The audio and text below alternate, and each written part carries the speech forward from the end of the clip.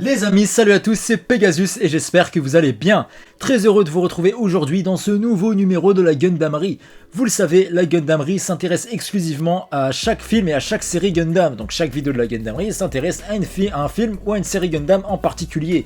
Et dans ce nouveau numéro, les amis, nous allons nous intéresser à un film et pas n'importe lequel, puisqu'il s'agit du film Mobile Suit Gundam Kukuru's Dohan's Island. Oui, Mobile Suit Gundam Kukuru's Dohan's Island est un film d'animation de la licence Gundam, réalisé par Yoshikazu Yasuhiko. Le film est basé sur le 15e épisode de la première série Mobile Suit Gundam de 1979. Ce film est sorti au cinéma le 3 juin 2022 au Japon, et on a le droit à 1h48 de pur bonheur, les amis.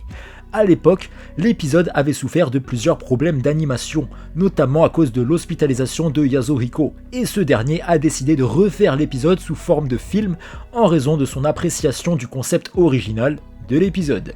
Ce chef-d'œuvre est disponible sur Crunchyroll actuellement, les amis, si vous souhaitez le voir. Ce film est vraiment magnifiquement incroyable, les amis, mais je pense qu'il s'adresse à des connaisseurs en fait de la première série Gundam ou des 3 premiers films. Donc si vous avez la flemme de vous taper la première série de 79, parce qu'on va pas se mytho aujourd'hui, ça pique un peu les yeux tellement c'est vieux, allez voir le premier numéro de la Gundamerie que j'ai fait qui traite justement des origines de Gundam, de la création de Gundam et surtout de la première série Gundam de 1979. Donc allez voir ça et ensuite allez voir le film Kukuru's Island, les amis, parce que il vaut le coup. Croyez-moi, c'est un très très très beau film, un film qui fait du bien, un film assez entre guillemets léger dans l'univers Gundam, et c'est vraiment un film où tu te plonges dedans et c'est magnifique, les amis. On va décortiquer ensemble ce film et croyez-moi qu'il vaut le coup de fou. Déjà graphiquement, c'est juste une merveille. Les scènes de combat, mais tu pètes un câble. Vraiment, je le dis dans chaque numéro de la Gundamerie, mais c'est une habitude pour moi de le dire dans chaque numéro de la Gundamerie. Aucune licence au monde n'a une plus belle animation que ce que peut faire Sunrise dans Gundam. Oui! Enfin bref, avant de rentrer un petit peu plus dans le détail de ce film, il est important de se remettre un petit peu dans le contexte, car oui, si vous êtes novice en la matière de la première timeline Gundam, ce petit résumé vous aidera peut-être à comprendre certaines choses. C'est parti. La première série Gundam de 1979, en gros, nous plonge dans l'année 79 du calendrier universel. Le duché de Zéon, une colonie spatiale de 150 millions d'habitants réclamant son indépendance, déclare la guerre au gouvernement fédéral de la Terre. A donc lieu une lutte acharnée entre les gens de la Terre et ceux de l'espace, ce qui va causer la mort de la moitié de l'humanité. Le conflit s'enlise ensuite dans un statu quo de 8 mois qui s'achève lorsque le colonel Char Aznable, le plus grand personnage de l'histoire de la Japanimation, découvre l'existence du projet fédéral V, qui consiste à développer de nouvelles armes pour lutter contre les Mobile Suit de Zéon. À la suite d'une attaque du commando de Char Aznable sur la colonie où était établi le projet V, le Gundam, prototype de Mobile Suit très puissant de la Fédération, se lève et extermine ses assaillants en quelques secondes, avec à son bord Amuro Rei, un jeune adolescent qui se trouve mêlé à ces événements tout à fait par hasard. À cause de l'attaque meurtrière de Char, Amuro et plusieurs civils se retrouvent engagés sur un vaisseau de la Fédération, le White Base, sous les ordres d'un jeune officier nommé Bright Noah. Cet équipage deviendra alors le fer de lance de l'armée fédérale contre Zéon, notamment grâce au Gundam et à Amuro qui est le seul à pouvoir piloter cette magnifique machine. Bref, vous avez compris le contexte, on a donc Amuro, un jeune garçon qui va se retrouver mêlé malgré lui à la guerre et qui pilote un Gundam. Il doit éclater des soldats de Zéon et appartient au vaisseau White Base. Le film se déroule donc pendant la guerre d'1 an lorsque Amuro Rei, le pilote du Gundam, reçoit l'ordre aux côtés de l'équipage du White Base de rechercher les retardataires de Zéon sur une petite île isolée. Bref, maintenant que le contexte est placé, on peut rentrer en détail dans ce film. Alors que le White Base est amarré à Las Palmas, le capitaine Bright Noah reçoit l'ordre de l'amiral Gop d'éliminer tous les agents Zéon restant sur l'île Alegranza afin d'assurer le passage en toute sécurité de la flotte de Gop pour son opération à Gibraltar. Bright envoie Amuro Rei, Kai, Shiden et Hayato Kobayashi sur l'île. Alors que Kai rencontre un groupe d'enfants jetant des pierres sur son gun cannon, Amuro, lui, est pris en embuscade par un Zaku, surpuissant, et lui et son Gundam tombent de la falaise tandis que Kai et Hayato seront forcés de battre en retraite. Et dès les premières minutes de ce film, les amis, je vous le dis, j'ai eu des frissons. Déjà, l'animation est totalement folle, et puis quand même, il y a cette petite patte années 80 dans le style qui est vraiment incroyable pour les yeux. C'est stylé, c'est trop beau. Et ça me fait fantasmer sur une chose les amis, c'est de un jour voir un reboot de la première série Gundam avec cette qualité d'animation là.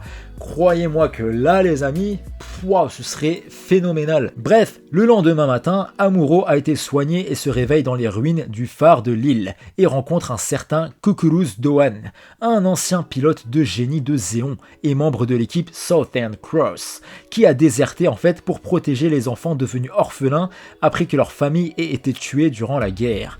Amuro restera auprès des enfants et de Doan afin de les aider à se nourrir, etc.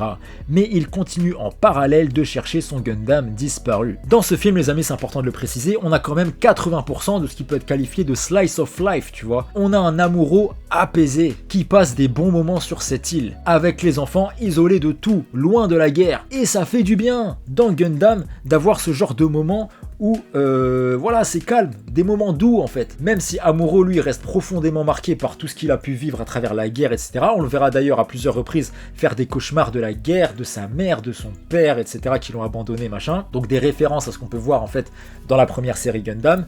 Et on le sait, Amuro c'est un enfant traumatisé par la guerre. Et n'hésitez d'ailleurs pas encore une fois à aller voir le premier numéro de la Gundamry que j'ai fait où je parle en profondeur du personnage de Amuro qui est vraiment un personnage incroyable et très bien développé. Donc voilà. Allez voir le premier numéro de la Gundamry les amis, pour la culture, pour l'histoire, c'est important. Bref, un jour, Amuro trouve la falaise où son Gundam est tombé et descend un petit peu et il découvrira avec stupeur une base secrète de Zéon dans une grotte. En plus de trouver son Gundam, il apprend également que Doan se rend secrètement à la base tous les soirs. C'est à ce moment-là qu'il apprend que Doan est un ancien soldat de Zéon. Malgré tout, Doan a le cœur sur la main et semble être quelqu'un de profondément gentil. Amuro, ne pouvant récupérer son mobile suite, restera encore sur l'île auprès des enfants et les aidera même à réparer l'électricité de leur maison ainsi que le phare. Amuro croyait bien faire, mais malheureusement, en allumant le phare, cela attirera de nombreux soldats de Zéon ainsi que ses amis du White Base qui étaient à sa recherche. Et de là, une grande bataille éclatera sur l'île. Et attention les yeux les amis, l'animation sur les combats, je me répète, mais purée, ça claque sa mère! C'est tellement beau! Quelle licence, les amis, propose une animation à ce point réussie, à ce point élevé? Qui? Dites-moi qui? Je sais pas. Bref, Doan, lui, il montera à bord de son Zaku pour défendre les enfants. Amuro, lui, il récupéra son Gundam dans la base de Doan, base d'ailleurs où 2 soldats de Zéon se sont infiltrés pour lancer une opération secrète consistant en fait à envoyer des missiles dans plusieurs capitales mondiales. Et c'est la merde! Mais bon, Amuro quand même, il va les buter, mais c'est trop tard, les missiles ont été envoyés. D'ailleurs, au moment où Amuro tue ses soldats de Zéon, on le voit, il ferme les yeux, il déteste la guerre, il déteste tuer, mais il n'a pas le choix. Bref, de là, il ira sauver Doan dans sa bataille. Et l'arrivée de Amuro avec son Gundam, au moment où Zoan était en danger, c'est tellement épique, j'ai eu des frissons à un point, vous avez pas idée. On a donc là, les amis, un soldat de la Fédération qui va sauver, qui va mettre sa vie en danger pour sauver un soldat de Zéon. C'est beau comme symbolique. Et encore une fois, je me répète, mais c'est important les amis, je reviens sur la qualité de l'animation, mais c'est une pure merveille. Les mobile suites en full CGI comme ça, c'est vraiment bien fait, et on a l'impression qu'ils vont sortir de l'écran carrément. Et puis les OST, j'en ai pas encore parlé, mais on a des musiques 5 étoiles, dont certaines qui sont tirées de la première série Gundam, et forcément, ça donne des frissons. Bref, les soldats de Zéon ont été détruits, et tout est bien qui finit bien. Néanmoins, les 6 missiles sont prêts à détruire plusieurs villes du monde. Toutefois, ils vont s'auto-détruire avant de se diriger vers leur ville cible. Doan les avait en réalité sabotés depuis, ce qui donnera lieu à un petit feu d'artifice éblouissant pour les enfants. Alors que l'aube se lève sur l'île, Amuro utilise le Gundam pour transporter le Zaku de Doan et le jeter de la falaise pour retirer le fardeau de la guerre de Doan de l'île.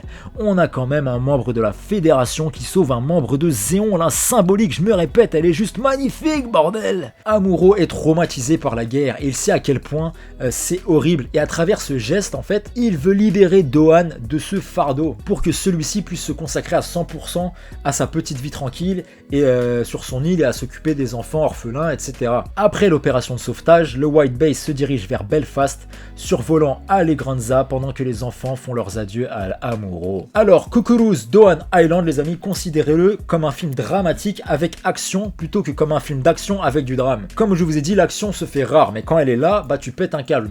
Mais quand même, c'est vraiment un film où 80%, je vous l'ai dit, c'est du slice of life. Ça veut dire que c'est calme, c'est doux, c'est reposant, c'est apaisant. On a une atmosphère, où tu plonges directement dans le délire. On a une immersion vraiment très très bien faite à travers les musiques et ce genre de choses. Et ça fait du bien dans Gundam d'avoir ça. Le thème central de Gundam, on le sait, c'est la guerre. Et la guerre, c'est mauvais, on le sait. Mais ce film nous montre encore une fois que les gens qui combattent dans la guerre ne sont pas nécessairement en fait tous mauvais. Donc ça on le voit dans toutes les séries Gundam, mais là vraiment c'est bien axé sur ça justement, où quel que soit leur camp, bah les gens ils sont dans le même panier en fait, c'est des gens gentils. Là on a d'un côté un soldat de la Fédération et un soldat de Zéon qui sont ensemble en fait, et que quand ils sont pas sur le champ de bataille, ils s'entendent très bien, et c'est des amours tous les deux. Les protagonistes de ce film, donc vous l'aurez compris, sont Amuro et Doan. Et le film, lui, il insiste pas sur le point où Doan c'est un déserteur, etc., ne donnant en fait qu'un seul flashback sur ce côté où il a déserté l'armée, etc. Et va laisser en fait des indices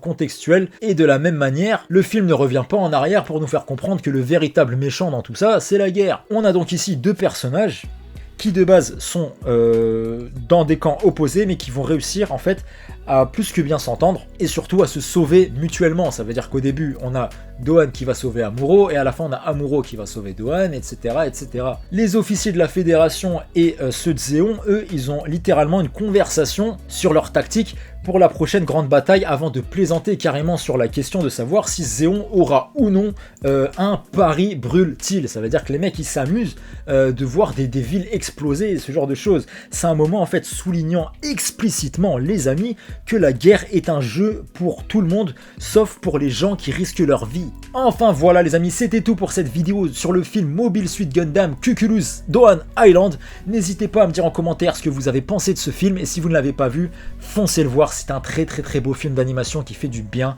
donc n'hésitez pas à le regarder les amis. Et si vous l'avez vu, dites-moi en commentaire ce que vous en pensez. Si vous l'avez pas vu, dites-moi si vous avez envie de le voir, et si vous allez le voir, revenez sur cette vidéo et dites-moi ce que vous en avez pensé. En tout cas, merci beaucoup d'avoir regardé cette vidéo les amis. Quant à nous, on se retrouve très vite sur la chaîne comme d'habitude pour plein d'autres vidéos manga, animés, etc. Plein de vidéos sur Gundam qui vont arriver, plein de numéros de la Gundamerie qui sont prêts, qui vont sortir les amis, restez branchés. Donc voilà. Nous, on se retrouve très vite, vous l'avez compris. D'ici là, surtout, prenez soin de vous les amis, je vous embrasse, à bientôt. Salut!